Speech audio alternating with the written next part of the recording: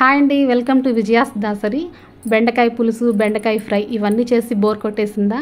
చక్కగా ఇలాగా గుత్తి బెండకాయతో మసాలా చేసుకొని చూడండి, చాలా టేస్టీగా ఉంటుంది. పప్పుతో కానీ సాంబార్తో కానీ ఇలా సైడ్ డిష్లా చేసుకొని తిన్నారంటే ఎంతో టేస్టీగా ఉంటుంది. దీనికి ఇప్పుడు ఏమేం కావాలో చూద్దాం.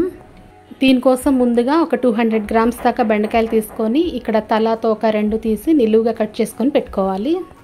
మసాలా కోసం వేరుశనగ గుళ్ళు 1/2 కప్పు, పచ్చిశనగపప్పు 2 స్పూన్లు, ధనియాలు 2 స్పూన్లు, ఎండుమిర్చి ఒక 10 దాకా తీసుకోండి. జీలకర్ర 1 స్పూను, నువ్వులు 2 స్పూన్లు తీసుకొని పక్కన ఉంచుకోవాలి.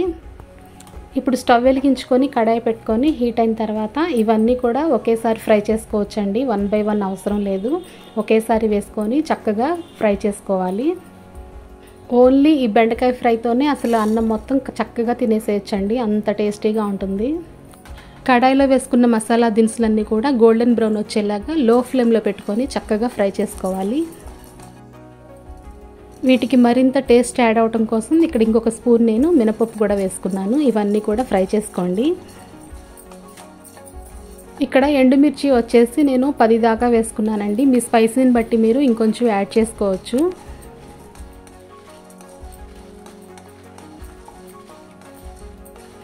ఇప్పుడు స్టవ్ ఆఫ్ చేసుకొని ఇవన్నీ కొంచెం చల్లారిన తర్వాత మిక్సీలో గ్రైండ్ చేసుకోవాలి.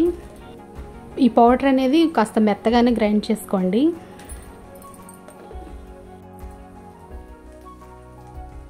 ఇదిగోండి, ఈ టెక్స్చర్ వచ్చేలాగా మనం గ్రైండ్ చేసుకొని ఒక బౌల్లో వేసుకోవాలి.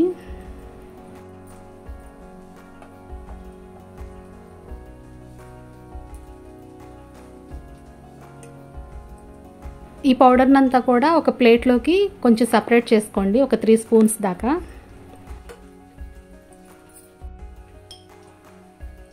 ఈ బౌల్లో ఇప్పుడు ఒక 1/2 స్పూన్ పసుపు వేసుకోవాలి. టేస్ట్కి సరిపడా సాల్ట్ కూడా వేసుకొని ఒకసారి మిక్స్ చేసుకోవాలి. ఈ గుత్తి బెండకాయ మసాలా ఫ్రై ఓన్లీ ఈ మసాలాతోనే కాదండి, సింపుల్గా కూడా చేసుకోవచ్చు. జస్ట్ కారం, ఉప్పు, శనగపిండి వేసుకొని కూడా జస్ట్ మనం ఇలాగా స్టఫ్ చేసుకొని కూడా ఫ్రై చేసుకోవచ్చు, అది కూడా బాగుంటుంది. ఇప్పుడు ఈ మసాలాలో 2 స్పూన్ల వాటర్ కూడా వేసుకొని బాగా మిక్స్ చేసుకోవాలి.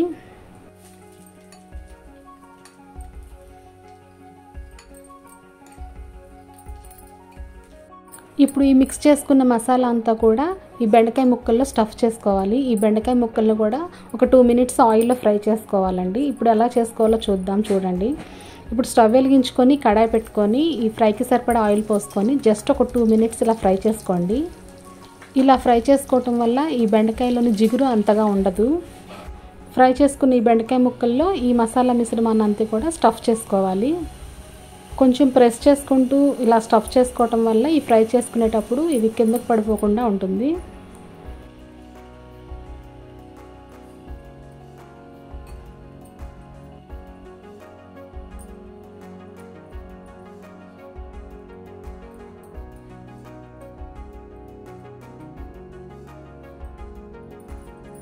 ఇవన్నీ కూడా వీటన్నిటిలో స్టఫ్ చేసుకొని పక్కన పెట్టుకోవాలి. ఇప్పుడు స్టవ్ వెలిగించుకొని ఇందాక బెండకాయలు ఫ్రై చేసుకున్నాం కదండి, సేమ్ అదే కడాయిని మనం స్టవ్ మీద పెట్టుకొని ఈ స్టఫ్ చేసుకున్న బెండకాయలన్నీ కూడా ఈ ఆయిల్లో వేసుకొని ఫ్రై చేసుకోవాలి. ఇవన్నీ ఫ్రై చేసుకునేటప్పుడు అస్సలు మీరు గరిటెతో బాగా కదపొద్దండి, అలాగ జస్ట్ ఫ్రై అవ్వనివ్వండి. చిన్నగా ఇలాగా కదుపుకోవాలి గరిటెతో. ఇవన్నీ బాగా ఫ్రై అయిపోయిన తర్వాత ఫస్ట్లో కొంచెం పౌడర్ సపరేట్ చేసుకున్నాం కదండి, ఆ పౌడర్ కూడా దీంట్లో వేసుకొని ఇంకొంచెం ఫ్రై చేసుకోండి.